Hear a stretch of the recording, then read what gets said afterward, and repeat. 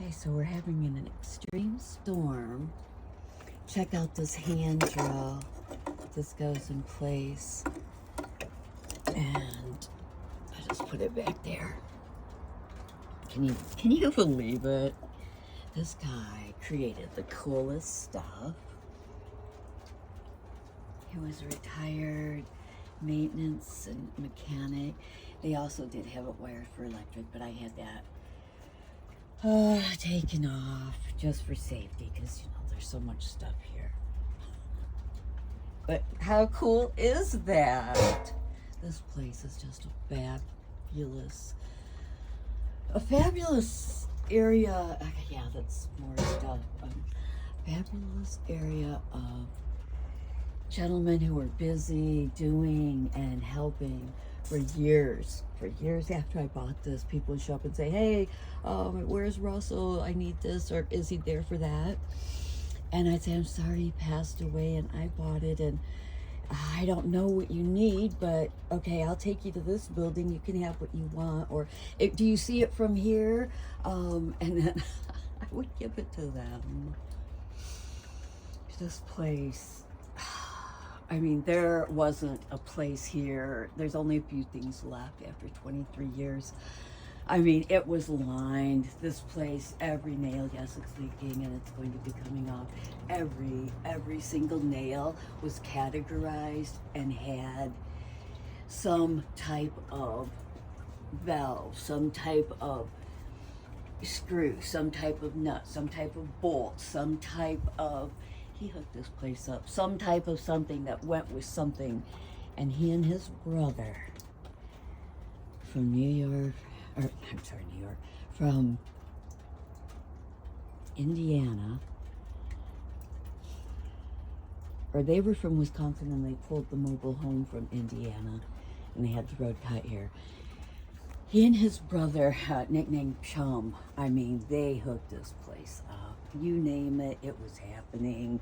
Guys from work and after work would come here to pull engines, work on their vehicle, sit out here, grab a beer or a pop, and go to town. Okay, here's one of the strongest. I don't often show it. I took down, see that right there? That's one of their engine pullers. This place is reinforced. When the tree dropped on that, those two things held up and the tree was hanging and bent and I had it cut out. But they reinforced this and they pulled engines. They did a lot of cool stuff. I have 4 brothers, 2 younger brothers and 2 older brothers. And man, I'm telling you what, my mom's cousins were McBride Speedway in Michigan, Mount Pleasant, Michigan, and Isabella County.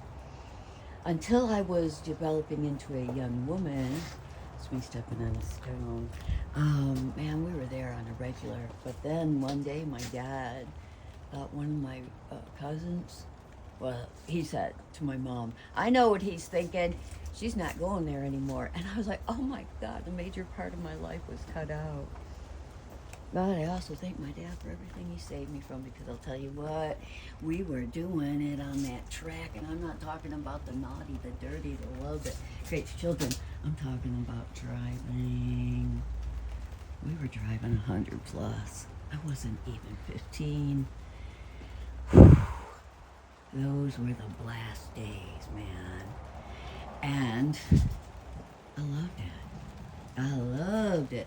So this place, man, I gave a lot of his stuff out.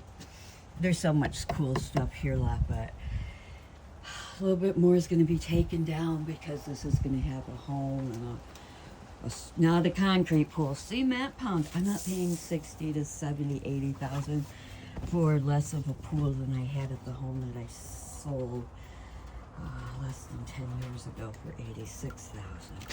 Like, anyway, it was fun showing you guys this one. Check this out again. He has this, had and has this place hooked up. They would still be working on engines and doing stuff even when they lost power. The word was everybody was supposed to pull their drinks out, pop, water, booze, liquor out of the fridges. There was one time opening and there was always coolers set up with ice, and it didn't matter if it was hours or days. Couldn't get into the fridges. That's so fun. Hey, have you ever heard this? God, grant me the serenity to accept the things I cannot change, courage to change the things I can, and wisdom to know the difference. It's a prayer written by a German gentleman, but I think the very best part of all is left out, because then it goes on. This isn't a direct quote, but pretty much. Accepting as Jesus is that this world and those in it are not perfect. And then it goes on to pray for everyone. And I think that's a really important thing when we're in these, serenity moments. We need to remember that Jesus accepted this world as it was and died for it. And we should, and try to live our life giving, helping, loving, protecting ourselves. Like, as nice as I am, my nephew's a retired cage fighter in the Midwest. He was number one. His dad, my brother, left-hander like my dad. He could take you out with one swipe.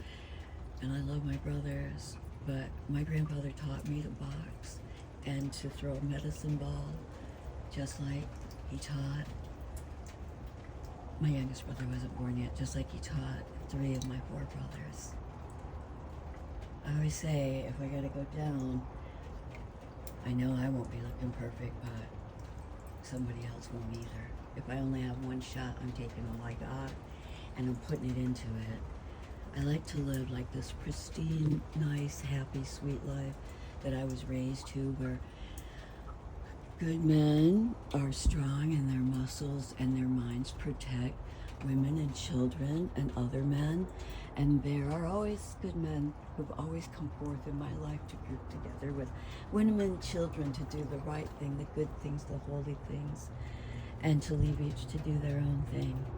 So while you're out there in the world, just remember, let's accept this world as it is, keeping ourselves safe and sound. And in the meantime, again, let's forget about that stuff. I love when this is hooked up with that piece there. It goes, let's see. Okay, it comes all the way up to here. And the piece comes through and it goes shh, shh, shh, shh.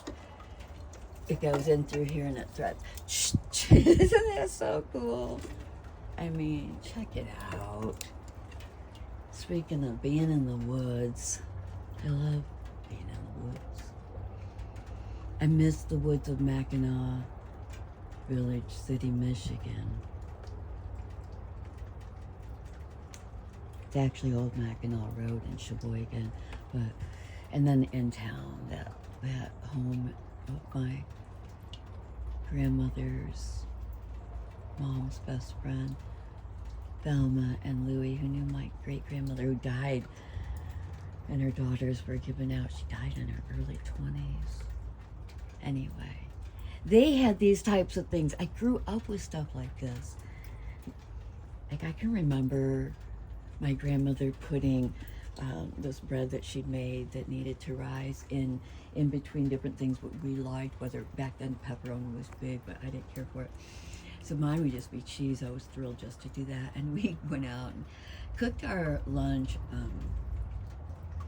on this camp stove, and these really big, long, cool metal things that you hold so you're at a safe distance. And there was a rock area that we were raised, that we stayed out of the perimeter of that, and there was another rock and bench area that we sat on, and we loved being up there. We followed the rules because, man, we were in the wilderness, off in Lake Michigan and Huron, off in the gravel pits, off in the stream, right on in their property. I really respect people who worked hard and done good things and share their good things. Anyway, again, like, is this not cool? And years ago, I kept it oiled and I would keep it running. I did have this disconnected for safety. So it runs by hand, but it also had electrical backup. Anyway, I just thought I'd show you that because I just think it's so cool. Some of the last cool things that Russell Deal and his brother Chum put in on this property.